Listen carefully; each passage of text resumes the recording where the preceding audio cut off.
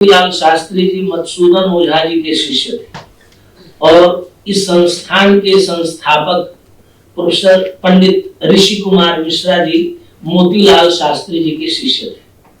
उन्होंने 1995 में यह संकल्प लिया क्योंकि वो राजनीतिक क्षेत्र के बड़े विशिष्ट व्यक्ति थे।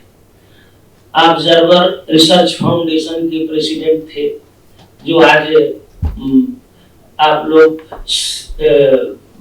जो विश्व स्तर पर डिप्लोमेसी अन्य क्षेत्रों में बहुत विशिष्ट काम कर रहा है ऑब्जर्वर रिसर्च फाउंडेशन। और राज्यसभा के पूर्व सदस्य थे, the patriot, the link, observer आदि अनेक पत्रों के प्रधान संपादक थे। लेकिन अपने गुरु की प्रेरणा से, पंडित मोतीलाल शास्त्री जी की प्रेरणा से उन्होंने 1995 में यह सोचा कि गुरु जी ने जो उनको आदेश दिया था उनको पूरा करें। तो ओझा जी और मोतीलाल शास्त्री जी के वैदिक विज्ञान विषय को प्रकाशित करने के लिए 5 ग्रंथों का उन्होंने निर्माण किया। Before the beginning, after the end, ultimate dialogue, ऐसी 5 विशिष्ट ग्रंथ जो रूपायण प्रकाशन से प्रकाशित हुए। देश भर में उसकी बड़ी ख्याति हुई। उसी समय उन्होंने शंकर शिक्षायतन की स्थापना की कि वैदिक विज्ञान के क्षेत्र में जो मधुसूदन ओझा और मोतीलाल शास्त्री जी ने जो कार्य किया है उसको आगे बढ़ाया जाए। और उसी क्रम में, क्योंकि इसी महीने में पंडित मोतीलाल शास्त्री जी का और ऋषि कुमार मिश्र जी का दोनों का जन्म दिवस होता है, इसी सब को ध्यान में रख करके हम लोग 28 सितंबर को प्रतिवर्ष यह कार्यक्रम आयोजित करते हैं। और देश के विशिष्ट आचार्य, जो संस्कृत जगत के विशिष्ट आचार्य हैं, उनको हम आमंत्रित करते हैं। इस वर्ष हम लोगों का सौभाग्य है कि प्रोफेसर त्रिपाठी जी, जो संस्कृत जगत में बहुत ही विश्रुत आचार्य हैं, निरंतर सारस्वत साधना में आप लगे हुए हैं, आपकी वैदुषी विश्व भर में प्रसिद्ध है। आज विशिष्ट व्याख्यान के लिए आप उपस्थित हैं। आपने 40-45 पेज का एक अपना लिखित व्याख्यान हम लोगों को भेजा हुआ है और वह आपको भी हम ईमेल के माध्यम से आपको वितरित करेंगे। कुछ कापियां हैं जो विमल जी यहाँ पर सर लोगों को दे दीजिए। और ऐसे आचार्य को आज हम लोग सुनेंगे। यह जो विषय है प्रत्यंत प्रस्थान मीमांसा, यह विषय तब आया जब पंडित मधुसूदन ओझा जी विदेश गए और विदेश से आने के बाद लोगों ने कहना शुरू कर दिया कि विदेश यात्रा से आने के बाद आप अछूत हो गए। तो मैथिल समाज ने उनको बहिष्कृत कर दिया और राजा को, उधर माधव सिंह जी को राजस्थान के लोगों ने कहा विदेश यात्रा तो गर्हित है। और गंगानाथ झा के पुत्र थे अमरनाथ झा, वो भी विदेश गए थे। तो अमरनाथ झा को भी, अमरनाथ झा तो बाद के हैं, लेकिन इसकी मुख्य भूमिका थी इस ग्रंथ को लिखने की कि शास्त्र में क्या कहा गया है। और बहुत सारे ऐसे विषय हैं, जैसे बृहन्नारदीय पुराण को उन्होंने उद्धृत किया। समुद्र यात्रा स्वीकारः कमंडल विधारणम द्विजाति नाम असवर्णासु कन्यासु पगमस्तथा इमान धर्मान कलयुगे वर्ज्यान्याहु मनीषा। ये बृहन्नारदीय का। हेमाद्रि ने चतुर्वर्ग चिंतामणि में लिखा, विधवायाम प्रजोत्पत्तौ देवरस्य नियोजनम द्विजस्याधौ च नौकया यानुम। तो इस प्रकार से अनेक उदाहरण है। एतानि लोक गुप्त्यर्थम कलेरादौ महात्मभि निवर्तितानि कर्माणि व्यवस्था पूर्वकम बुधौ। समुद्र सेतु गमनम प्रायश्चित्तम विनिर्दिशेत्। समुद्र सेतु गमनम,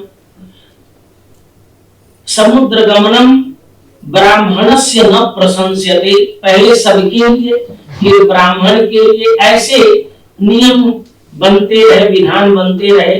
समुद्र यात्रा पापकारिणी, समुद्रयान गमनम ब्राह्मणस्य न सस्यम।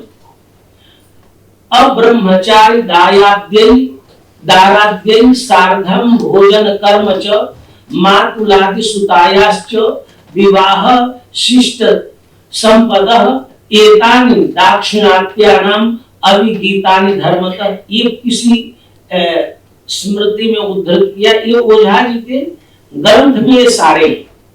समुद्रयानम मांसस्य भक्षणम शस्त्र जीविता सीधुपानम मुदिच्यानाम भवत अभिगीतानि धर्मतः। तो ये प्रश्न ऐसे आए क्यों? तो एक जगह मनु ने एक श्लोक लिखा है मनु स्मृति का कि कोई आदमी अपवित्र क्यों होता है। समुद्र यात्रा में कोई गड़बड़ी नहीं थी, अपवित्रता का मुख्य कारण था जैसे विहितस्यान अनुष्ठानात् निंदितस्य च सेवनात् अनिग्रहाच्चेन्द्रियाणाम नरः पतनमिच्छति। कि जो विधान किया गया उसका अनुष्ठान न करने से, निंदित का सेवन करने से और इंद्रियों का निग्रह न करने से आदमी का पतन हो जाता है। तो विदेश जाने में यही होता था, क्योंकि अन्यास्तु भोग भूमय ये भी आ गया। केवल यही भूमि जो है जम्बू द्वीप है, ऐसा तु कर्म भूमि, अन्यास्तु भोग भूमय, वहां कोई व्यवस्था नहीं, वर्ण व्यवस्था नहीं, इत्यादि इत्यादि हुआ। अब यदि हम पीछे जाते हैं, प्रियव्रत और उत्तानपाद की जब कहानी शुरू करते हैं तो सप्त द्वीपों के हम सब अधिपति थे और यहाँ से उनके पुत्र प्रियव्रत के सारे सातों पुत्र अलग अलग द्वीपों में गए। एक दक्षिण में समुद्र यात्रा का पंडितों के लिए या दूसरों के लिए कोई मनाही नहीं थी। ये विचार हमें बौधायन धर्म सूत्र में सबसे पहली बार, क्योंकि बौधायन धर्म सूत्र का पीरियड बहुत पुराना है, वहां पर सूत्रकार ने लिखा पंचधा प्रतिपत्ति दक्षिणतस्तथोत्तरतः, एक सूत्र है। दूसरा सूत्र है तानि दक्षिणतस्तानि व्याख्यास्याम, दक्षिण वाले जो नियम उनकी हम व्याख्या करते हैं। दक्षिण क्या है? तो कहा दक्षिणेन नर्मदा उत्तरेण च कन्या तीर्थम, कन्याकुमारी और नर्मदा इसके उधर का सारा दक्षिण है और ये उत्तर है। तो उत्तर और दक्षिण में कुछ आचार विचार में भेद है। यथैदन अनुपेतेन, यथा अनुपेतेन सह भोजनम, जिसका यज्ञोपवीत नहीं हुआ उसके साथ भोजनम, स्त्रिया सह भोजनम, स्त्रियों के साथ भोजन, पर्युषितम भोजनम, बासी भोजन, मातुल और पितृस्वश्री दुहितृगमनम, मामा की बेटी और बुआ की बेटी के साथ विवाह, ये दक्षिण में चलता है, ये चलता है। अथोत्तर का उत्तर में क्या प्रतिबंधित है? ऊर्णा विक्रय, ऊन का विक्रय, सीधो पान एक तरह से शराब टाइप का होता था। उभय तो दधि व्यवहार, जिनके जिन पशुओं के ऊपर और नीचे दांत हो उनका बिजनेस नहीं करना, और आयुधीयतम, आयुध इत्यादि का व्यवसाय करना, असमुद्र संयानम और समुद्र यात्रा, ये उत्तर के लोगों के लिए वर्जित है। ये बौधायन धर्म सूत्र जो साउथ के ही मतलब तैत्तिरीय शाखाओं के ही धर्म सूत्र के रूप में जाना जाता है। इतरद इतरस्मिन पूर्वं दुष्यति, इतरद इतरस्मिन, यानी कि जो प्रतिबंध है यहाँ पर है, यदि ये आपको करने का मन करे तो दक्षिण चले जाइए, अब दक्षिण का मन करे तो इधर आइए, नहीं ये नहीं होगा। एक नहीं कि इतर इतरस्मिन जा करके कर ले, ये भी नहीं।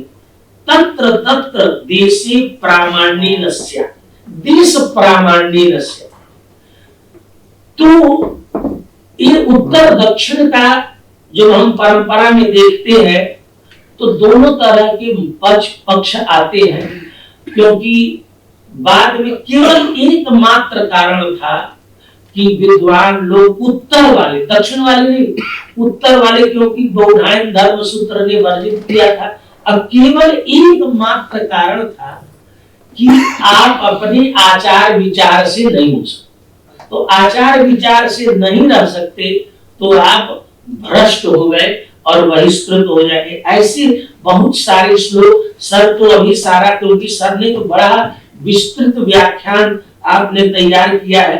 अब आज ऐसे विषय हैं जिनको हम लोग कह दें पब्लिक में तो हम लोगों की बड़ी निंदा हो, और संस्कृत में यही सब लिखा, प्रदेश प्रदेश के लोग लड़ जाएंगे। इसमें लिखा है कि सिंधु, सौवीर, सौराष्ट्र तथा प्रत्यंतवासिनः अंग वंग कलिंगाश्च गत्वा संस्कार बरहति।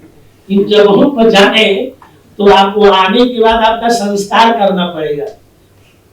बंग, अंग, कलिंग, सिंधु, सौवीर, सौराष्ट्र, प्रत्यंत, अब ये चलेगा आज, तो ये चलेगा आज और कल चलेगा, इस पर हमारी क्या व्यवस्था है? तो बौधायन आपस्तंभ धर्म सूत्र का पहला सूत्र है, अर्थ समयाचारिकान धर्मान व्याख्यास्याम। तो समय पौरुषेयी व्यवस्था, ये जो समय का मतलब है पौरुषेयी व्यवस्था। तो किसी पौरुषेयी व्यवस्था का मतलब होता है न वो यूनिवर्सल है, सब जगह लागू नहीं होगी, और न वो सर्वकालिक है। किसी थी पुरुष व्यवस्था जो होती है कालांतर, अवस्थान्तर, देशांतर में परिवर्तित होती रहती। तो किसी काल में रहा होगा, किसी काल में विद्यार्थियों के लिए कहते थे कि नित्यम अपाम उपस्पर्श, नित्यम भैक्षचरणम, नित्यम समीर आहरणम। अब न भीख मांगने की जरूरत है, न संविधा लाने की जरूरत है, ये तो आज का नियम नहीं। तो इसी प्रकार से इन्होंने लिखा, म्लिच्छ देशे तथा रात्रो संध्यायाम विप्रवर्जिते न श्राद्धमाचरेत विद्वान न चाकाशे कदाचन। म्लिच्छ देशे तथा रात्रो संध्योश्च विशेषतः न श्राद्धमाचरेत प्राज्ञो म्लिच्छ देशे न व्रजेत। ऐसे तो अपने ही देश को, जहां हम कहा करते थे पुण्य भूमिरियम गायन्ति देवा किल गीत गाने, अब कुछ आचार्यों ने अपने ही देश के आर्यावर्त के एक छोटे से क्षेत्र को ही पवित्र आर्या यत्र आवर्तन्ते, जहां पर श्रेष्ठ लोग बार बार, क्योंकि आचार और अध्ययन से कोई श्रेष्ठ होता है, ऐसी पद्धति जहां होती थी उसी की श्रेष्ठता, इसको हम सेक्रेड प्लेसेस कहते हैं, पवित्र स्थान। तो जो पूरा देश पुण्य भूमि थी, अब उसके कुछ टुकड़े पुण्य होने लगे। तो ये धर्मशास्त्रियों ने अपने अपने जगह पर कुछ कहा, लेकिन पूरी समग्रता के साथ आज हम लोग प्रोफेसर त्रिपाठी सर से ये विषय सुनेंगे। आप बड़े उत्कृष्ट वक्ता हैं और विचारक हैं, जिनको पाश्चात्य और भारतीय परंपरा दोनों का अच्छा बोध है, और हम लोगों को YouTube चैनल के माध्यम से आपके इतने व्याख्यान इतने विषयों पर प्रसारित होते हैं, तो आपका व्याख्यान सर सुनेंगे